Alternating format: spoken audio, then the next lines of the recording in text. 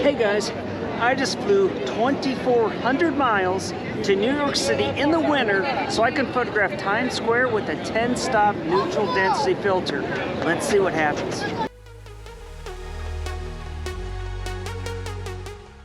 Yep, I'm back in the Big Apple to try out some nighttime city photography using a 10-stop neutral density filter. We're also going to be trying out the filter in the mysterious Chinatown while indulging in some of its cuisine. If you're new to this channel, welcome. My name is Jason Yoder. I'm an Arizona-based photographer who enjoys capturing the world through the lens of my camera. I hope you find this channel entertaining and inspiring as I take you with me on my photography journey. Subscribe to my channel to enjoy more videos like this. I found myself in New York City. My last visit to Times Square was back in 2019 when I took my mom and aunt, aka the Traveling Sisters, to New York. My aunt really liked Times Square. Did you see? Huh? Did you get him? Woo! What? Fast forward back to the future, and I'm back on a rainy night. This is good. That means more colorful light being reflected off of the ground.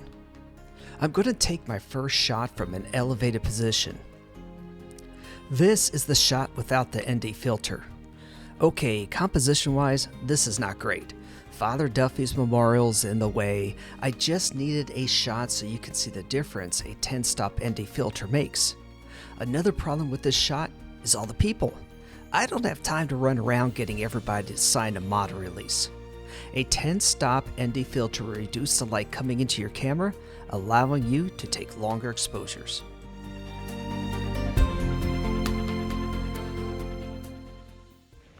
Hey everybody, welcome to the future. So I'm out here in the wilderness of Arizona looking for the second fastest land animal on Earth. So if you want to join me for this little adventure, make sure you hit that subscribe button and turn on your notifications. And I'll see you in a few months when this episode airs. Let's take a look at that same shot, but this time with the 10-stop ND filter. Instead of a static photo, we have one with motion. This is a 30-second exposure. The cars are now nothing more than streaks of neon lights. The people are reduced to ghostly motion blurs. The advertisements on the big screens merge into dramatic shapes and colors. This is my first photo ever with this 10-stop ND filter, and I see potential. Well, now that it's snowing, the cops are kicking everybody off of the stairs here. For me, snow's just another unique element to add to my photos. It also means that I need to take extra precautions to keep water off the front elements of my lens. What would have normally been a bunch of people frozen in time is now a juxtaposition of static buildings and fluid motion. Well, getting these shots are incredibly challenging because I'm trying to keep the sleet off of the lens so I don't get spots anywhere. And then you got people who just stand there, and I need them to move to get that motion blur in there. Other than that, it's really cool. Here's what happens with stop-go traffic. It looks like a double exposure, and it's really not pleasant to look at. I like this one better. The traffic kept moving, giving me a cleaner motion blur on the streets, allowing for more of that reflection of the lights off of the wet street. Times Square is a very dramatic environment to film in.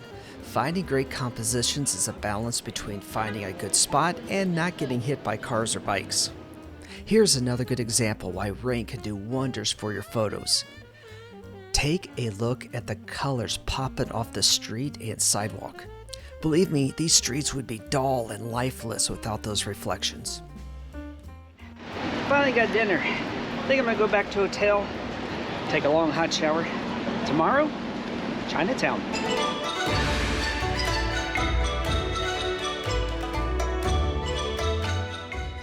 Yep, I'm now in Manhattan's Chinatown.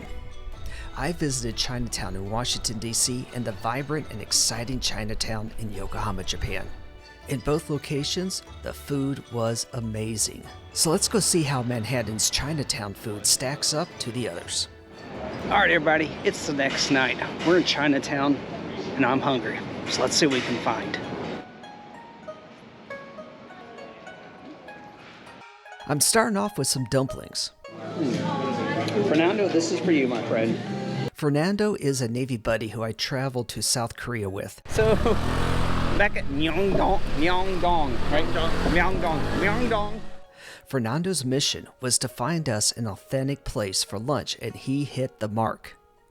This little 15-seat diner was perfect.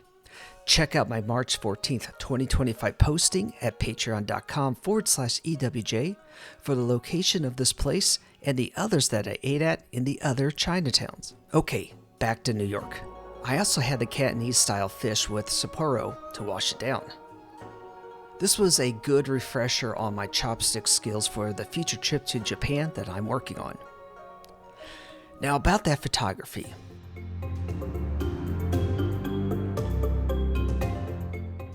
You can see the difference between wet and dry streets in nighttime photography.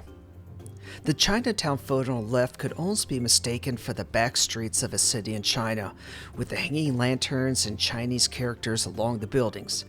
The ground is not that exciting. Flashing back to Times Square, and you realize that the entire bottom of the photo would have been dull had it not been for the snow melting as it hit the ground. Continuing my tour of Chinatown, I was trying to take photos that could be mistaken as if they were taken in Asia. The lanterns hanging over the streets invokes a sensation that you're in a different place and immersed in a different culture. The use of bright and multicolored lights give these streets an excitement that you're just not going to find on any street here in Manhattan. So, what were your favorite photos? A, B, C, or D? Let me know in the comments which ones you like best, and I'll see you in the next episode.